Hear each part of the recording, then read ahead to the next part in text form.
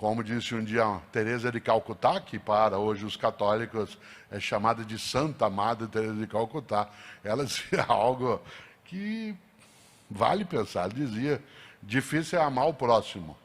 Amar quem está longe é fácil. Ficar tocado ou tocado porque pessoas estão sem socorro em alguns momentos.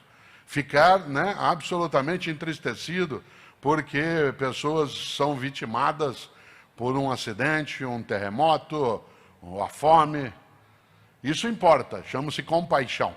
Mas amar o próximo é que é mais difícil, que é a pessoa que está à tua volta, na tua cidade, no teu lugar, na tua circunstância. Por isso eu volto exatamente a essa ideia. Tudo vale a pena se a alma não é pequena. E uma alma se é pequena quando ela imagina que ela precisa ficar restrita, guardada dentro de si. 2020, um ano difícil. Várias pessoas que nós conhecíamos e que admiramos e admirávamos, elas partiram. Algumas delas o foram por conta do vírus e outras não.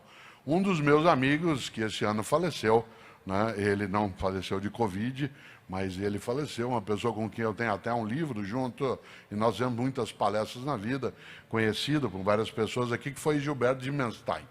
Né, Gilberto de Menstein, uma pessoa especial no campo da comunicação, do jornalismo, e ele usava uma frase, uma ideia que eu queria trazer aqui de volta. Né, sempre eu me lembro dele numa situação como essa, e eu estou pegando a caneta até para dar um exemplo. Ele dizia que na vida, quando você vem andando com uma vela acesa nas mãos, e você encontra uma outra pessoa que está com uma vela apagada nas mãos, e você cede a chama da tua vela, as duas pessoas são beneficiadas. Olha que exemplo bom. Quando você vem andando, você está com uma vela acesa, e a outra pessoa com uma vela apagada, você empresta, entre aspas, a chama da tua vela, e você nada perde. Quando você cede a chama da vela que está contigo, ambos ficam mais iluminados. Afinal de contas, parte daquilo que é a partilha representa exatamente a nossa condição de nós iluminarmos mais a nossa trajetória. E uma das coisas é, juntas e juntos, sermos capazes do ainda dar.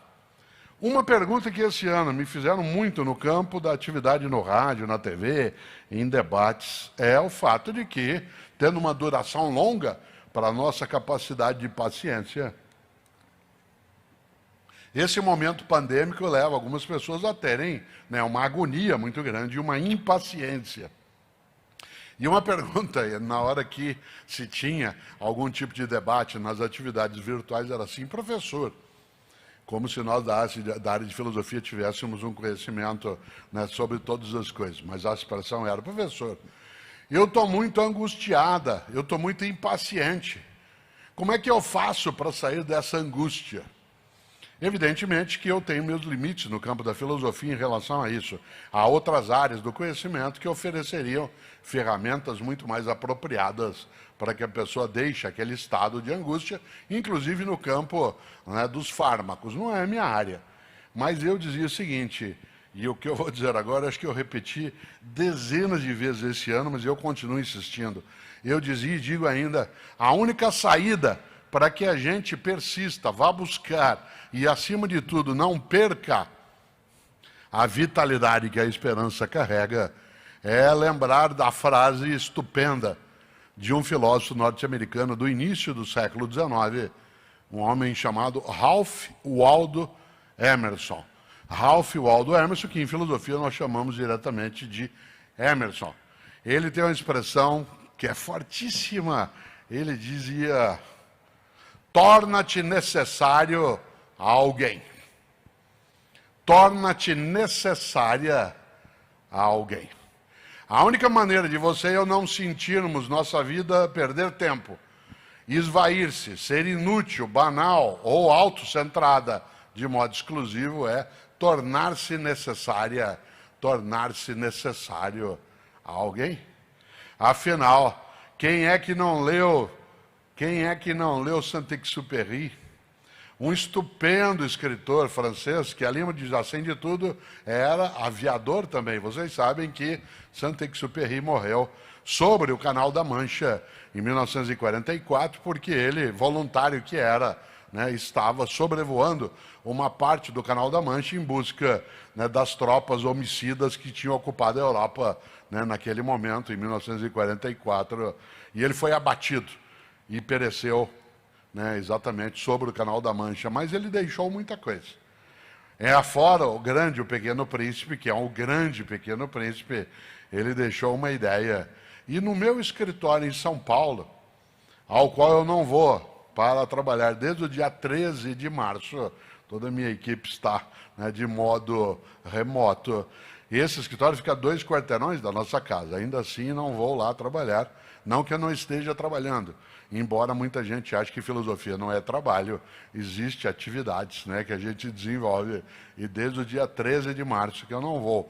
Mas quando a pandemia começou a ser sussurrada como possibilidade, ainda em fevereiro, nós colocamos na porta do escritório, pelo lado externo, um dispenser de álcool em gel. E para estimular as pessoas, já naquele momento, ao uso, né, de uma higienização mais frequente das mãos e de uma cautela em relação ao que poderia vir, e veio, nós colocamos uma frase que pudesse estimular exatamente do Saint-Exupéry. E Saint-Exupéry dizia: cada pessoa é responsável por todas as pessoas. Cada pessoa é responsável por todas as pessoas. Ele não está sugerindo que a gente se meta na vida alheia. Ele está sugerindo que a gente participe do cuidado com a nossa vida e a vida de outras pessoas.